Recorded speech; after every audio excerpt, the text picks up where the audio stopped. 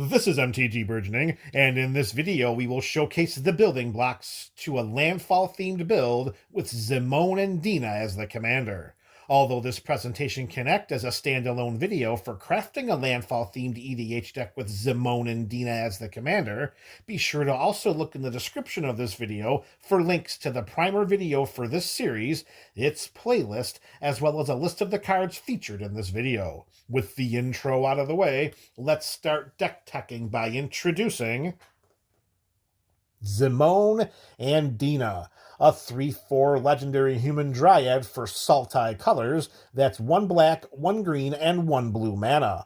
Whenever we draw our second card each turn, target opponent loses 2 life and we gain 2 life. We can tap Zimone and Dina to sacrifice another creature to draw a card. We may put a land card from our hand onto the battlefield tapped. If we control 8 or more lands, we repeat this process 1 time. So Zimone and Dina here presents us with 2 different, pretty distinct abilities that actually will synergize very well with each other by the time this video ends. We have a way in which to drain some life whenever we draw a second card, and then we have a way in which to sacrifice creatures to draw that second card, most likely during our turn, which allows us to ramp our mana by putting a land onto the battlefield from our hand, and if we already have 8 or more lands, we get to do that process a second time. So what we're looking to do here to support Zimone and Dina is surround her with other peripheral effects that benefit us when we draw that second card, and we need some sacrificial creature tokens in order to utilize the tap and sacrifice another creature ability of Zimone to draw that card, putting lands from our hand onto the battlefield, and eventually overwhelming our opponents as we claim victory after victory at the EDH table. As uniquely powerful and unassuming as Zimone and Dina are, they can't do it by themselves. So the following 19 cards, presented to you in alphabetical order, are selected here to help synergize and enhance this double theme. We're going with Landfall, but we have a sub-theme of card draw. Keep that in mind as we float through this video, and it all will come clear to you by the end. Our first card is a mono green enchantment. It is Abundance, 2 and 2 green mana. If we would draw a card, we may instead choose land or non-land and reveal cards from the top of our library until we reveal a card of the chosen kind. We put that card into our hand and then put all other cards revealed this way on the bottom of our library in any order. With Abundance on our side of the battlefield, it will allow us to ensure that the card that we draw will be a land that we can put onto our side of the battlefield through Zimone and Dina's tap and sacrifice creature ability. All right, so we're going to put Abundance here on the right-hand side because the right-hand side is going to be dedicated to our, whenever we draw our second card each turn.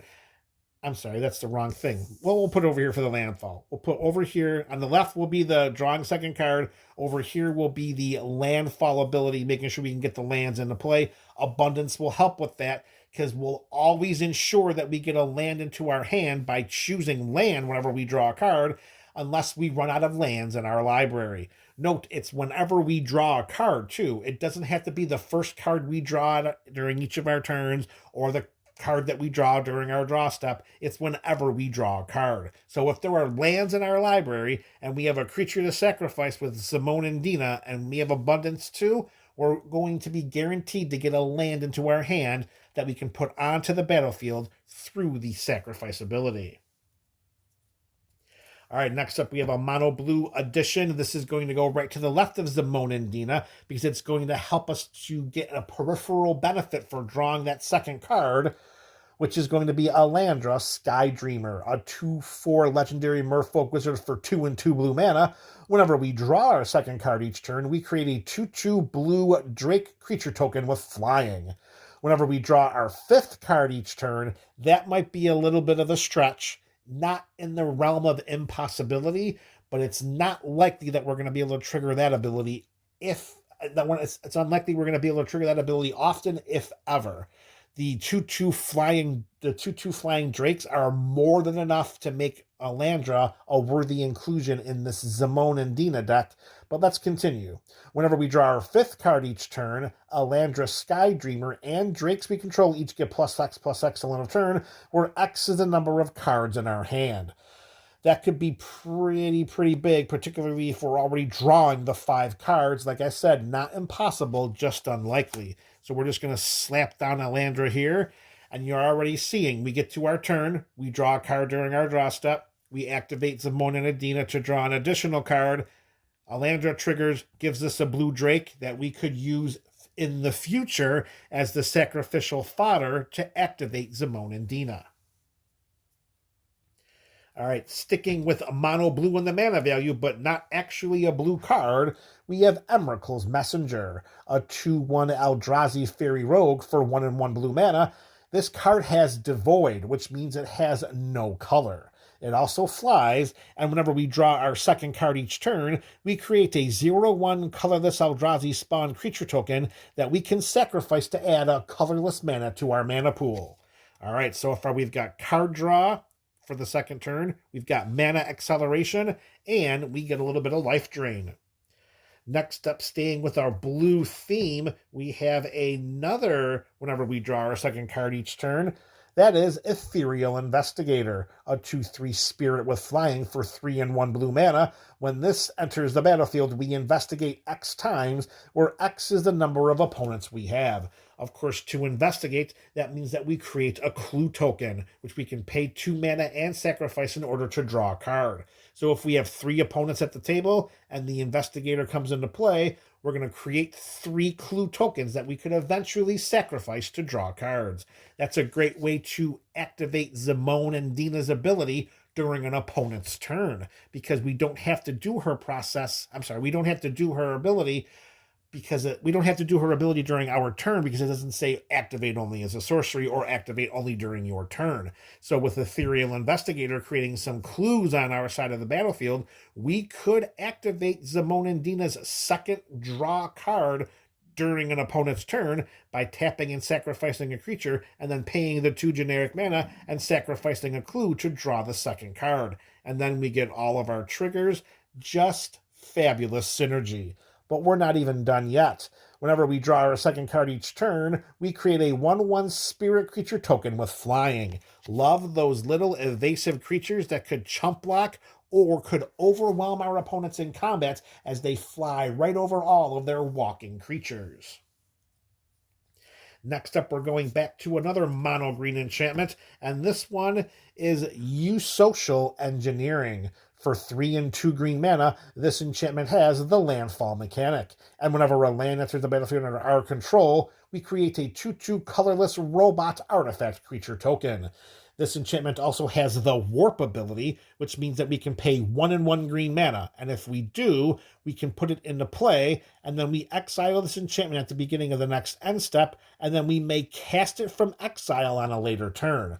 So what we could do in the very early portions of the game, pay the warp cost of 1 and 1 green mana, put this enchantment into play a land, create a creature token, and then this gets exiled at the beginning of the next end step, which will be, the end of our turn. And then later in the game, or later at any other point, we can pay 3 and 2 green mana to cast Eusocial Engineering right back onto our battlefield, and this time it stays in play. It doesn't get exiled because we didn't warp it into play. So, Landfall, right here. This is going to help with the Landfall. It's going to give us those 2/2 robots. They don't fly, but they make for wonderful sacrifice fodder. They make for wonderful sacrifice fodder for Zimone and Dina. All right, this is a Sultai deck, right? I mean, we have black, green, and blue. I see a lot of blue and some green. It's about time we got a black card here with Gixian Puppeteer, a 4/3 Phyrexian Warlock for 3 and 1 black mana. Whenever we draw our 2nd card each turn, each opponent loses 2 life and we gain 2 life. With Zimone and Dina, it's only target opponent loses 2 life and we gain 2 life. But with the Gixian Puppeteer, each opponent's going to lose that 2 life, and we're still gaining 2 life. And when Gixian Puppeteer dies, we get to return another target creature card with mana value 3 or less from our graveyard to the battlefield. So far, that's just going to be Emrakul's Messenger, but we haven't finished with this video yet. Some additional global life drain will be a wonderful way in which to reap benefits of drawing that second card. And if we have Zimone and Dina on our side of the battlefield alongside this Phyrexian Warlock, well, one unlucky opponent's going to lose 4 life instead of 2. All right, we're going back to mono blue, and it's another when you draw your second card, and that is the Homunculus Horde. A 2/2 Homunculus for 3 and 1 blue mana. Whenever we draw our second card each turn, we create a token that's a copy of this creature. That is like the blue version of Scute Swarm. So whenever we draw our second card, we're going to create a token copy of Homunculus Horde. The first time we do that, we'll have 2 homunculi. The next time we do it, because it's a copy of each card, because they're 2 identical copies, the next time we do it, each Homunculus Horde will trigger. So the original and the copy will both give us a combined 2 more homunculi. We go from 1 Homunculus Horde to 2 to 4 to 8 to 16 to our opponents just saying, good game.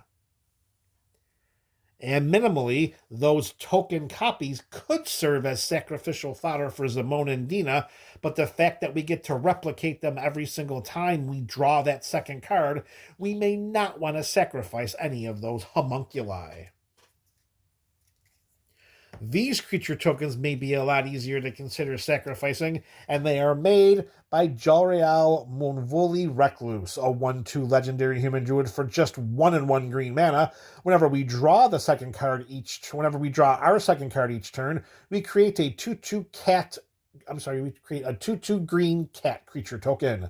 For 4 and 2 green mana until end of turn, creatures we control have base power and toughness XX, where X is the number of cards in our hand.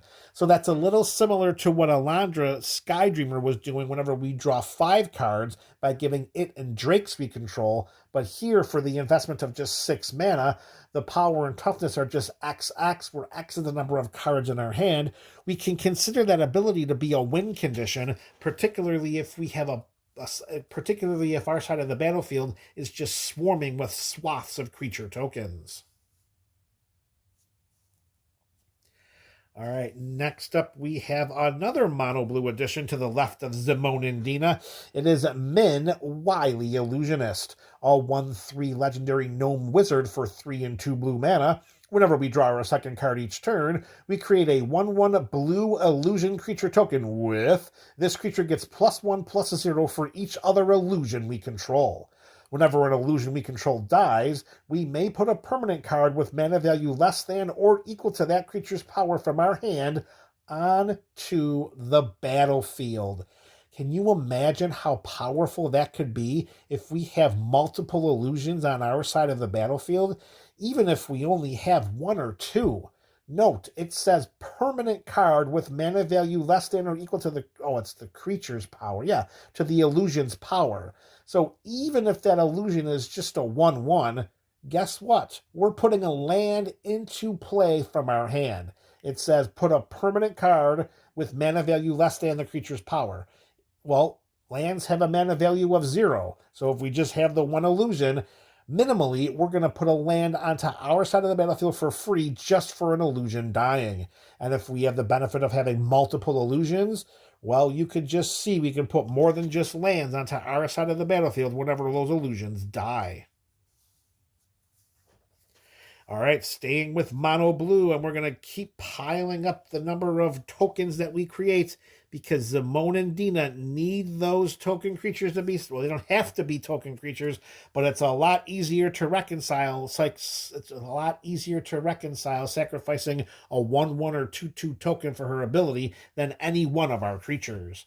And that is Mischievous Mystic, a 2/1 human wizard with flying for 1 and 1 blue mana. Whenever we draw our second card each turn, we create a 1/1 blue fairy creature token with flying. Again, we want to prioritize our flying tokens for combat. So the tokens created by Social Engineering and Min, those are a lot easier to sacrifice to Zimone and Dina, particularly the illusions, when we know that we can get something in return by putting a permanent card with mana value less than that creature's power onto our side of the battlefield. Wait, was it less than or equal? Mana value less than or equal. All right, making sure I correct myself. Mana value less than or equal. All right, next up, we are going mono green, and this time we have another enchantment. It's called On the Trail. Whenever we draw our second card each turn, we may put a land card from our hand onto the battlefield tapped. Just another way in which to ramp ahead of our opponents with mana and outproduce their board states, because when those lands hit the battlefield, they're going to create a lot more than just additional mana. All right, our first... Oh, this is... All right, so all apologies there, MTGBC. We had a little bit of a quality control issue, and as opposed to trying to cover it up, I'm just going to explain what the heck happened. So as I'm whipping through the Sultai cards for this video, the next card coming up in alphabetical order was right here. Prince Imral of the Fair, a 2/2 legendary human noble for Azorius colors, but unfortunately there is no white in Sultai. And this card was mistakenly left in, or was mistakenly put in and mistakenly left in, because it is a whenever you draw your second card each turn ability. But clearly we can't include an Azorius card in a Sultai build. So that was why we were kind of like panicking there for a second and had to actually hit the pause button to go and do some damage control. So the prince is out, and unfortunately we're going to have to break up our alphabetical presentation here to put a replacement in there for the prince, and that's going to be the Elfsworn Giant, which is a 5/3 giant with reach for 3 and 2 green mana, and whenever a land enters a battlefield under our control through this creature's landfall ability, we're going to create a 1/1 green elf warrior creature token, which will be a fantastic creature to sacrifice to Zimone and Dina. So all apologies for that. I'm going to just, be honest with that, is inordinately frustrating to me, because it's not like I wanted to restart the video 18 minutes into it and do it all over again, but I went through so many different check stops and ways in which to make sure that didn't happen, and I wasn't the only one, and it still happened. So apologies, just going to be upfront with it. Made a mistake in that video, in that part of the video, so we're just going to move right on. We're going to go from one mono green creature that creates creature tokens through its landfall ability to another. And that one is the Rampaging Baloth, a 6/6 trampling beast for 4 and 2 green mana. Whenever a land comes into play under our control, we're going to create a 4/4 green beast creature token. I know what you're probably thinking is that, for one additional mana, how the Elfsworn Giant is just completely eclipsed by the Rampaging Baloths. Well, you're absolutely right, it is, and unfortunately, at this point in the game, when we are already at nearly 1,000 cards into this Jumpstart Commander Cube, the options to replace the prince and still keep it completely singleton are very limited at this time. So at this moment, and probably moving forward, the Elfsworn Giant is just going to stay in. I suppose we can justify the inflated 5 mana value of this common to the fact that, well, we are going to be in a mana ramp build, so we should still be okay including a card like that. All right, next up, another landfall benefit here. We have a mono blue enchantment called Retreat to Coral Helm, 2 and 1 blue mana. When the land comes into play under our control, we choose one of the following 2 modes. We may tap or untap target creature, or we may scry 1. Now, let's not overlook either one of these 2 abilities because they both synergize with Zimone and Dina fantastically. The first one being tap or untap target creature. If Zimone and Dina is already tapped, we play a land, utilize that first ability, and untap them so that we can activate the ability once again. Or if we know that we want to make sure that the card that we draw is going to give us a big bang for our for our card drawing bucks, then we're going to probably choose the Scry 1 ability so that we can see what that card is, and if it's something that we really don't need, we'll put it on the bottom of our library instead of putting it into our hand. All right, next up, and another creature.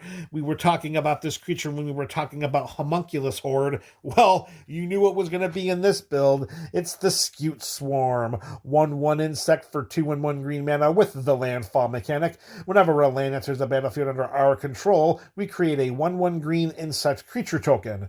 However, if we control 6 or more lands, instead we create a token that's a copy of Scute Swarm instead. So once we hit that magical number of 6 lands, we put a land into play. 1 Scute Swarm then becomes 2, 2 becomes 4, 4 becomes 8, and similar to the Homunculus Horde, it's only going to be a matter of time until our opponents just say, good game. All right, the next card included in this build here.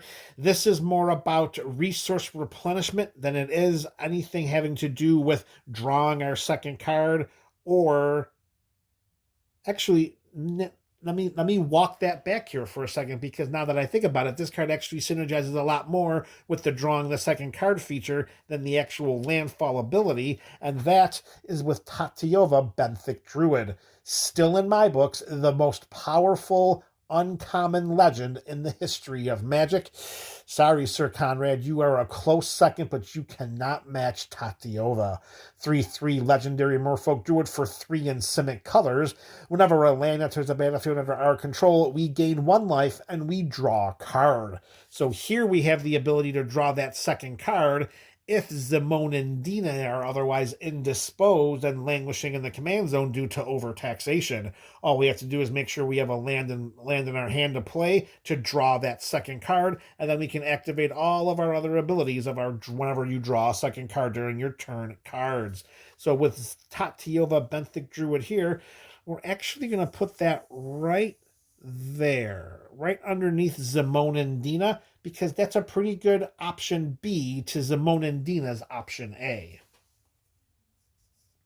All right, our next card is another landfall churner, and that is Tireless Tracker, a 3/2 human scout for 2 and 1 green mana. Whenever a land enters the battlefield under our control, we investigate. We already talked about what investigating is. It helps us to create clue tokens, which we can pay 2 generic mana and sacrifice during our opponent's turn or at any point in time to draw a card. That allows us to activate Zimone and Dina during our opponent's turn so that we can activate her and we can get the card that she gives us and the card that the clue gives us, which just makes this deck a lot more versatile. As a peripheral bonus from when we sacrifice these clues, we put a +1/+1 counter on Tireless Tracker.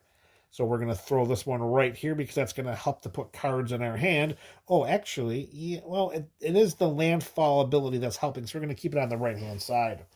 All right, we have just a couple of cards left of this Zimone and Dina build, and the next one, this one should be a whole heck of a lot of fun to play, particularly in a deck like this, and it is Uro, Titan of Nature's Wrath, a 6/6 legendary Elder Giant for 1 in Simic colors. When Uro enters the battlefield, we sacrifice it unless it escaped.